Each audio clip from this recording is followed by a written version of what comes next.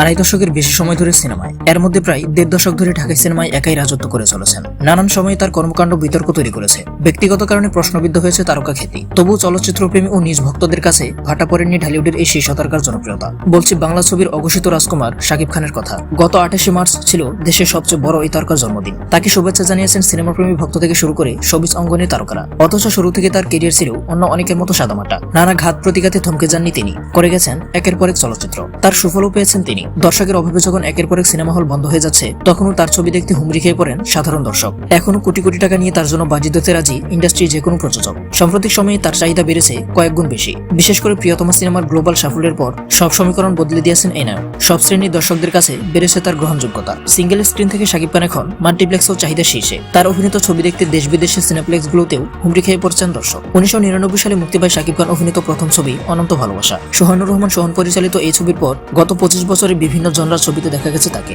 একই ধরনের চলচ্চিত্রে উপস্থিতির কারণে নিজ দর্শক ও ভক্তদের কাছ থেকেও শুনতে হয়েছে সমালোচনা। তবে ক্যারিয়ারের সবচেয়ে ইতিবাচক সাড়া পান গেল দশকের মাঝামাঝি সময়ে এসে ২০১৬ সালে মুক্তি পায় তার অভিনীত দ্য মেন্টাল এবং সম্রাটের মতো সিনেমা। এই সিনেমাগুলোর কাহিনী পরিবেশনা পুরনো দাসের হলেও দর্শকের কাছে কিছুটা ভিন্ন চেহারায় ধরা দেন শাকিব খান। প্রশংসিত হন তিনি। একই বছরে মুক্তি পায় কলকাতার নির্মাতা জয়দীপ মুখার্জির পরিচালনায় শাকিবের শিকারী। আর শিকারী সিনেমা দেখে চমকে ওঠেন দর্শক। শাকিব খানের এই ভিন্ন উপস্থাপন এর আগে দেখেননি দর্শক। শিকারী মূলত প্রথমবার শাকিবকে তার চেনাগণ্ডির বাইরে নিয়ে আসে। তুমুল প্রশংসার পাশাপাশি বাংলাদেশ ও ভারতের বক্স অফিসেও ব্যাপক সাড়া পড়ে ছবিটির। এর পরের বছর হাসিবুর রাজা কল্লোলের সত্য ছবির মধ্য দিয়ে শাকিব খান আবার চমকে দেন চলচ্চিত্র প্রেমীদের। তার অসাধারণ অভিনয় প্রশংসিত হয় সব মহলে। সাধারণত দেশি সিনেমায় শাকিবের চিত্রনাট্য বাছাইয়ের যে একঘেয়েমিতার অভিযোগ ছিল, সত্তার মধ্য দিয়ে তার সমুচীন জবাব দেন শাকিব খান। দুর্দান্ত অভিনয়ের জন্য মধ্যবিত্ত দর্শকদের জনপ্রিয়তা পাওয়ার পাশাপাশি এই ছবির জন্য অর্জন করেন জাতীয় চলচ্চিত্র পুরস্কার। তবে শাকিবের ক্যারিয়ারের সবচেয়ে টার্নিং পয়েন্ট করে প্রিয়তমা। হিমেলাশরা পরিচালিত এই ছবির মধ্য দিয়ে অভিনেতা শাকিবের নবজন্মের কথাও বলেন কেউ কেউ। ২০২৩ সালে মুক্তি পাওয়া এই ছবিটি ৮ থেকে ৮০ সব বয়সী দর্শক পছন্দ করেন।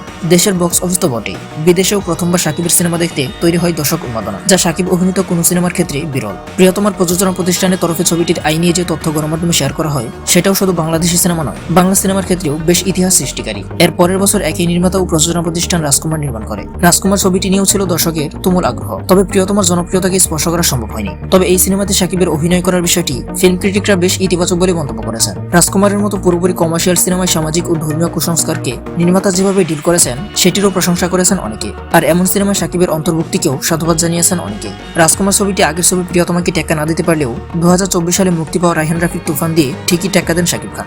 নিজেকে ছাপিয়ে যাওয়ার প্রতিযোগিতায় অন্যরকম চরিত্রে এবার আবির্ভূত হন এই তারকা। পুরো অ্যাকশন দাসের এই সিনেমায় শাকিবের কেরিয়ার তো বটেই, বাংলা সিনেমার ইতিহাসে অন্যতম অ্যাকশন ছবির তালিকায় নাম লিপিবদ্ধ করে ফেলেছে। তুফান দেখতেও দেশের প্রেক্ষাগৃহের পাশাপাশি বিদেশি প্রেক্ষাগৃহগুলোতে বাঙালি দর্শক হুমড়ি খেয়ে পড়েন। বড় আয়োজনের এই ছবিটি সপ্তাহের পর সপ্তাহ হাউসফুল দর্শক পাচ্ছিল। হয়তো আরো মাস দুয়েক প্রেক্ষাগৃহের দর্শক টানতে পারত, কিন্তু গত বছর জুলাই আন্দোলন এবং রাজনৈতিক টালমাটাল পরিস্থিতিতে সেটা হয়নি। পরে ওটিটি প্ল্যাটফর্ম চরকিতে অবশ্য তুফান বেশ সাড়া ফেলেছে। ছবিটির এক একটি গান তো বছর ঘুরেও মানুষের মুখে মুখে। কিছুদিন আগে ঈদে মুক্তি পেয়েছে শাকিব খানের সবচেয়ে বড় বাজেটের ছবি বরবাদ, যেটি পরিচালনা করেছেন মেহেদী হাসান হৃদয়। আর বরবাদ তো এখন সিনেমা হলে তাণ্ডব চালাচ্ছে। সাম্প্রতিক সময়ে সুপারহিট হওয়া প্রিয়তমা ও তুফানকেও ছাপিয়ে যেতে পারে বরবাদ। এই ছবিতে শাকিবের অভিনয়, অ্যাকশন এবং লুক সবকিছুই দর্শক মহলে প্রশংসা পাচ্ছে। তো বন্ধুরা, পুরো ভিডিওটি দেখার পর তোমাদের মতামত কি কমেন্ট করে জানাতে ভুলবেন না।